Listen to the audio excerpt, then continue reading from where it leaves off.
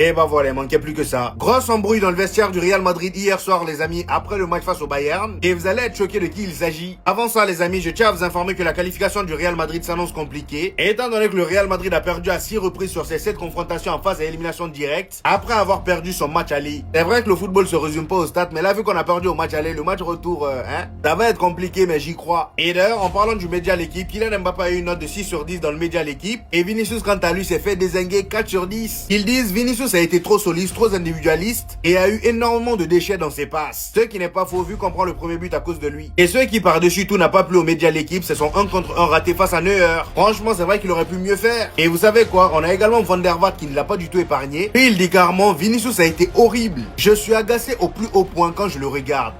À ce point, il dit, je trouve ça super triste parce qu'il est un joueur fantastique. Et dès qu'il reçoit un petit coup, il s'écroule en espérant avoir un carton rouge pour l'adversaire. Et ensuite, il se relève comme si de rien n'était. C'est cette partie que je trouve triste chez lui. Maintenant que ça c'est dit, revenons à l'embrouille qu'il y a eu dans le vestiaire du Real Madrid. Comme il est dit ici, il y a eu un gros clash entre Arbeloa et Raúl Asensio. Disparu depuis 6 matchs, Raúl Asensio était furieux quand il a vu qu'il était remplaçant contre Manchester City. Il a alors confronté Arbeloa en face à face. Et on nous dit que le clash était allé encore plus loin. Arbeloa avait donc décidé de le titulariser face à Elche. Malheureusement, ça s'est pas fait à cause d'une gêne du côté d'Asensio. Et de ce qui est dit, Raúl Asensio aurait même critiqué les choix d'Arbeloa. Arbeloa a donc été informé de ça. Il a demandé à Raúl Asensio de s'excuser devant tous les joueurs et qu'il ne jouerait pas tant que ce ne serait pas fait. Et on nous dit que la situation s'est empirée car Asensio ne comprenait pas pourquoi il devait s'excuser. Genre là, c'est le moment de s'embrouiller. Vous concentrez pas, hein. Quand on va nous allumer à l'Alliance Arena là, nos idées vont revenir en place.